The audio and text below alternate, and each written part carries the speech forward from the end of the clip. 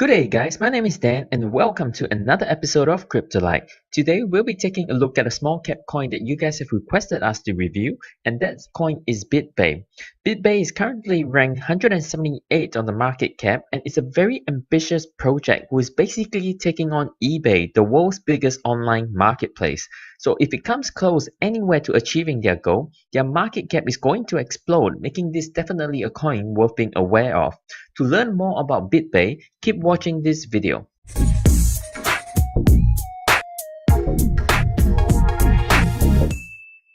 Welcome back. First of all, let me clarify that the project we are reviewing today is BitBay Market, not BitBay Exchange. Both of these are cryptocurrencies projects, but one is an exchange and the other is an online marketplace. The project we are looking at today is BitBay Marketplace. So if you are checking this website out for yourself, please make sure you go to bitbay.market. Now, traditionally in an online marketplace, there is the seller, the user, and a middleman like eBay. The problem with middleman marketplaces like eBay currently are, firstly, they charge very high fees, as much as a 13% commission. Secondly, there is a risk of fraud and buying faulty products. The third is a lack of privacy, where the merchant and the middleman both have access to your complete details like your full name, your address, and your credit card details. The fourth is a lack of customizations, where any trading you do is basically very simple buy and sell trade on the spot, and there is very little options to customize or change those trades. BitBay aims to correct all those problems by creating the world's first decentralized marketplace. The website itself doesn't have a white paper. What they have instead is a page that displays their core features. So we won't be exploring much tech today, which means a shorter review, but nonetheless, there are many interesting features of this project that we need to introduce to you. The first feature that I want to introduce to you is their double deposit escrow.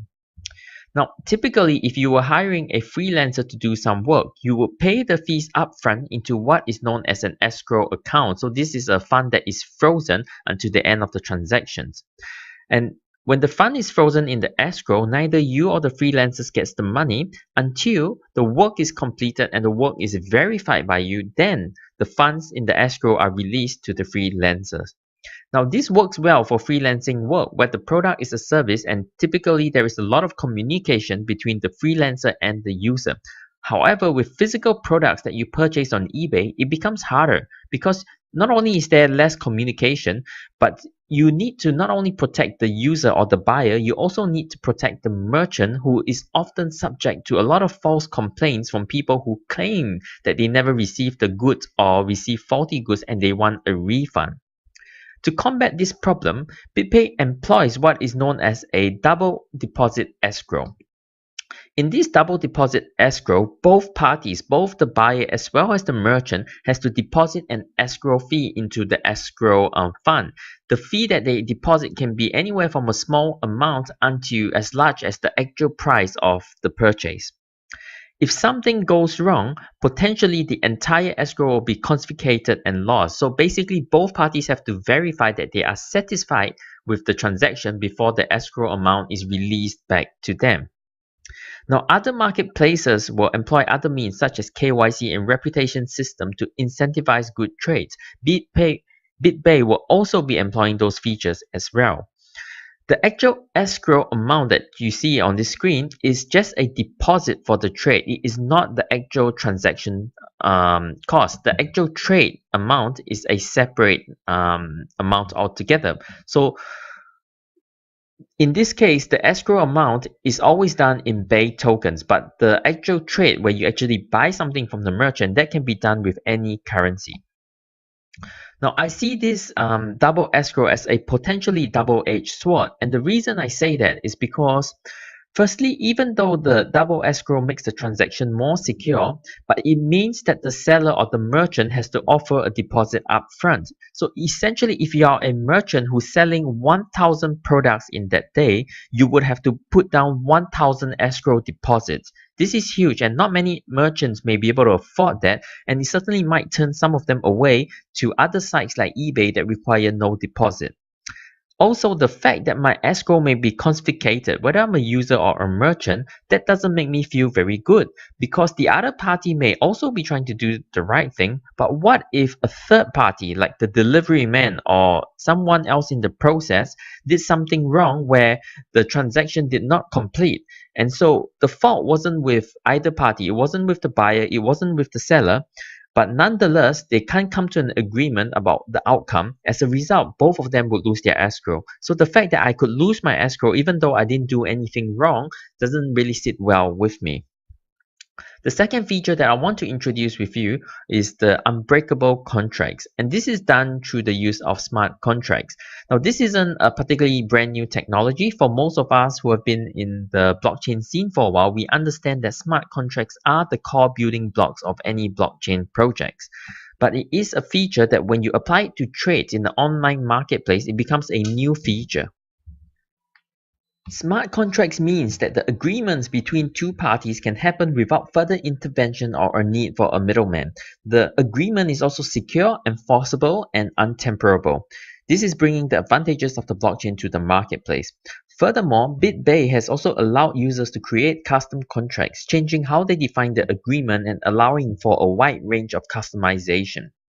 Now, following up from the point of unbreakable contracts is the next feature of being a decentralized market. Because there is no middleman, there is no need for high fees. So with BitBay, the use of the software is completely free. Instead of high transaction fees ranging between 5 to 13% in current online merchants or middlemen, the transaction fees for trade will be very low, costing less than 1 cent. So it's basically almost free.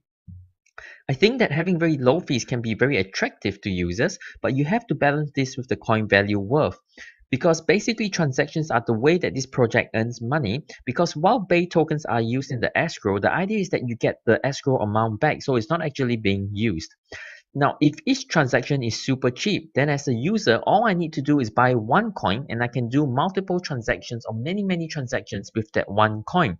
So there is no need for me as a user to buy more coins, which means there is no demand for coins on the market. And no demand means that the currency price is going to find itself hard to rise. So it's a trade-off here between being attractive to the users with very low transaction costs versus having difficult traction for token price. You could potentially end up with a situation where the project is taking off, but the token price doesn't reflect that. The next feature, which is still in the works, is the dynamic peg. So one of the major setbacks to using cryptocurrency in the marketplace is the volatility of cryptocurrency. So to counter this and provide stability, they are proposing what is called a rolling peg, where a user will get two balances of liquid and reserves. So when the market starts to crash, for example, BitBay will forcibly deflate the coin supply by freezing users' accounts and setting some of their coins aside as a reserve. They try to make this fair for all users by deciding the amount that is going to be freezed based on the user or when the user receive and send their coins. But vice versa, if the price was to rise suddenly and dramatically, example from $1 to $2, so some of your coins will get frozen. So for example, if you had 100 tokens, each worth $1, so that's a total spend value of $100. Freezing half of that would mean that you still have 100 spend value, but 50% of your tokens were frozen to be released later. BitBay doesn't actually control the process of freezing the tokens. The decision on the target price to be frozen is chosen by the community, and the community can also choose to make the whole process automated. Again, I do understand and appreciate the principle behind making a stable trading environment, but I also see this as a potential double-edged sword. What if the market crashed and I saw it coming at the start and I wanted to sell my coins, but now I can't because they are locked in and I can't sell them? Also, the model works on the assumption that the user is less competent at the community and making decisions, which some users may disagree. And the market also, this whole system works on the assumption that the market will recover. What if the market didn't recover, or just for this project, the project itself didn't recover? And even though that's unlikely, it's worth considering when you are going to invest in the project. If the market didn't recover and the coin price kept falling, theoretically, your frozen coins will never be released. And in fact, as the price keeps falling, there is the potential that more of your coins may actually get frozen to forcibly deflate the supply more and more. I personally don't like that the project gets to freeze my assets whenever they feel it suits the best purposes of the project, not necessarily my own individual best purposes. I am forced to put the well-being of the project above myself, and some investors may not like that. The next interesting feature they have is what is called exotic spending. This is multiple custom features that are built into their AI, which includes a dead man switch where coins can be preset to be returned to the rightful owners after a predetermined time lock. So it's useful for multi-signature businesses or employment contracts, etc. Another feature they have is what is known as notary and burn, which utilizes the accountability of the blockchain to verify document ownership. Another feature they have is the freezing coin features that we just discussed. Another feature of the project is their decentralized voting, and we're going to cover both these and together with their staking mechanism. Now, BitBay system runs similar to a proof of stake. So you can stake your coins and they promise you that they will give back at least 1% every year, and they are hoping really to give more, maybe 3 to 5% in reality. They also promise that stakers will get 20 coins as a reward for each block of information that they confirm. 1% in this case is not a lot. In fact, your bank account probably gives you a higher interest. So what you'll be really staking your money on here is that the inflation of the coin, meaning that the coin price will rise. In terms of voting, the main purpose to regulate the dynamic peg technology discussed earlier is to vote. It's very easy to vote. The UI requires no coding skill, but there is a cost for each vote. And basically the cost for each vote is 0.00005554 BAY tokens, which in today's market cost of the token would be equivalent to 0.000000416 US dollars. So negligible cost really. So why do they need to charge for each vote? Explain on their website, requiring a fee and using staking to inject votes into the blockchain helps regulate and protect the vote from spam and minimizes short-term manipulation. And this makes a whole lot of sense because sometimes people with malicious intent will jump on to try and disrupt the system. So for example, a bot could try to vote to monopolize the vote to freeze people's funds and then only release it at a ridiculously low coin price. To prevent that, charging something prevents bots from doing mass voting because it will cost them too much money. Many other projects also employ similar methods to prevent malicious spamming by bots. But again, in this case, the economics kind of worry me a little bit. I understand that they want to make things attractive for users and charge a very negligible vote cost, but the downside is, as they say in themselves, the vote itself almost costs nothing to cast a vote. So at the current price, I could cast 1 million votes for $4.16 USD. $4.16 USD. That doesn't sound right? Because the whole idea of charging for the vote is so that it will be too costly to spam the votes. But in this case, the votes itself cost almost nothing, so it wouldn't cost that much to spam it. I wish we had a white paper so I could dive deeper into the details and then see is there a limit to how many votes each person can have, etc. That might prevent this monopolizing. But I don't know, guys. I hope I'm missing something here. And this whole video is really just my thoughts on my own journey and my own considerations I have, just reading through what is available on the website. And just reading through that, I want to say some of the numbers are making sense to me. Okay, I love the concept of what they're trying to achieve because I love decentralization and blockchain, and I really want to like this project. But there are some concerns that I do have. The last three features that they have that are pretty cool is about their security. The three features overlap. In fact, when you click on each of these features on their feature website page, all three links lead you to the same page called Advanced Security. So then we're going to cover all of these three features together. Firstly, they are boasting an unhackable wallet that will use two different keys and steganography. Steganography, which they explain, is hiding your password in an image instead of a data file. So if a hacker was to hack a data file, just hacking that file alone, he will get your password. But if a hacker was to hack the image, what it will get is an image. And the image will mean something to you, but it wouldn't mean something to the hacker. So even though he got your image, it doesn't mean that he got your password. Also, all communications through the system is encrypted, and this includes both messaging on BitMessage, which is their messaging app, or through emails. In fact, if you use BitMessage, which is their messaging system, they even provide Tor. For those of you who don't know what Tor is, Tor, you can think of it like an improved decentralized versions of VPN. So this is to help you to hide your identity and be truly anonymous. So I really do like their privacy and security features. I think even if they weren't a marketplace, even just as a messaging app, I would be interested to use BitMessage. This is their team, guys. As you can see, it's a big team. They have nicely split up their team into core team, developers, marketing and communications, design team, community team managers. So it's a very well-balanced team. If you click on each picture, they will give you a short description of their role, but it's not really a resume. It's at best a description of what their role in the project is. I'll read for you the first couple of descriptions. Their lead developer is David Zimbeck, and it says when you hover over his picture, David is the lead developer for the BitBay Hello client, which is the industry's leader in trustless smart contract technology. The second resume or second description, the applications manager is called Craig Clausen, and when you hover over his profile, it says client testing, support, and smart contract experimentation, part of upper management with David and John. And that's all it says, so you don't know much more about them. They do have LinkedIn profiles. I went to look up David's profile, and this is David Zimbeck's profile. It says that he graduated from the School of Hard Knocks, so that's good. I mean, that's okay. A lot of successful people never finish university, which is what I'm assuming happened here. It also says that he's the CEO of Daftonia from the year 2000 to present, so that's good. He's the CEO of other companies, and there are other companies in his resumes if you scroll down, including BitBay itself, BitHello, and the CEO of Digistar Films, etc.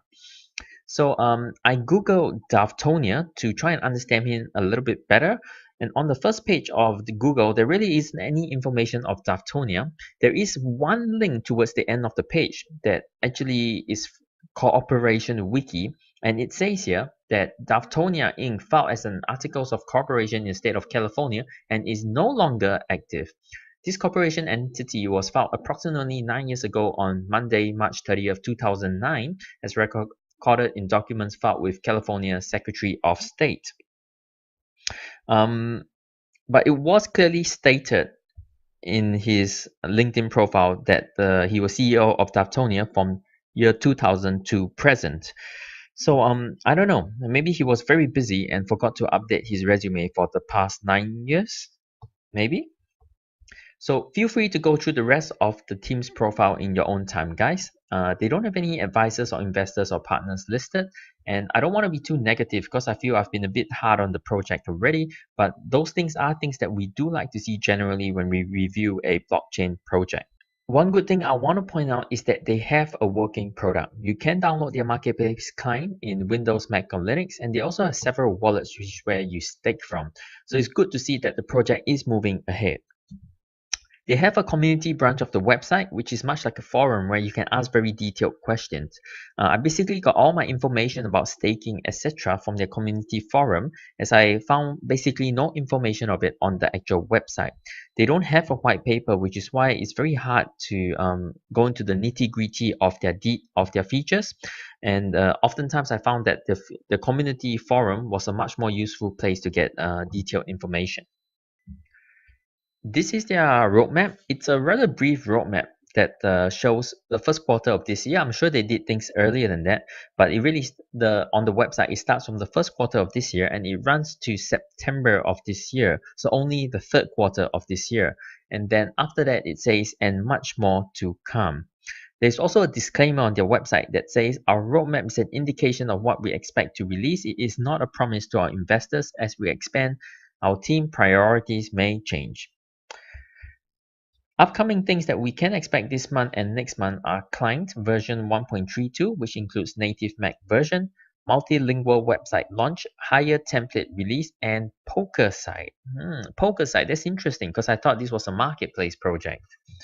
I found this article from a few months ago that mentioned Bay's multi-sig poker, a revolutionary multi-signature secure poker. It's a Texas Hold'em game that uses the Bay token, but the Article also said that the Texas Hold'em poker website is completely independent of BitBay. One of our web wallet developers simply wanted to expand upon the web wallet's potential. The website's owner will only utilize BitBay as the base currency for users.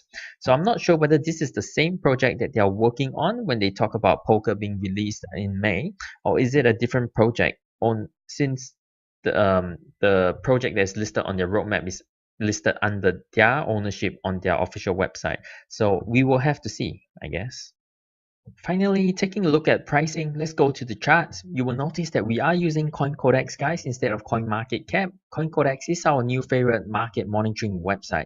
It allows you to do several things, including star your favorite coins, so that each time you open the website, it begins by showing you your favorite coin first, and many other interesting features. So if you have 5 minutes, make sure you check out coincodex.com. Now, as you can see, BitBay is not a new project. It's been around for a while. At its peak back in January of this year, it was sitting at 37 cents. Currently, it's down all the way to 7 cents, so it has a lot of room to recover. If it ever revisited that high point again, that's over 5x gains. And also, they've just released staking, so that's not always an attractive feature for any project for token investors.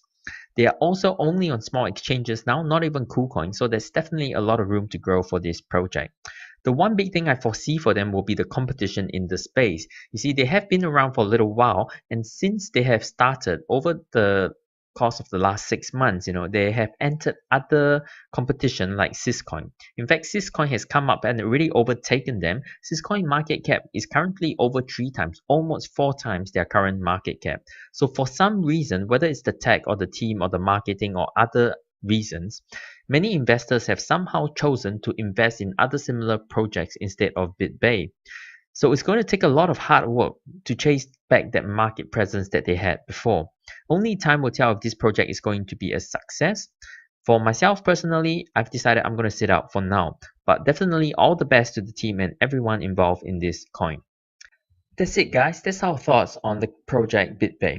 Leave us a comment below to let us know what you think of BitBay. We always love a robust discussion. Also, give us a like and subscribe if you found this video helpful so that you don't miss out on any of our future content. And finally, do consider joining our Telegram group to get the latest updates in the market. It's a very engaging group and the updates come from the whole community, not just me. And I must say we have a really awesome and healthy group who give great advice and encouragement. There's no shilling or farthing going on in the group. So do drop in to say hi. Our link is in the description box below. Alright guys, I'll love you and leave you for now. Until next time, take care and goodbye.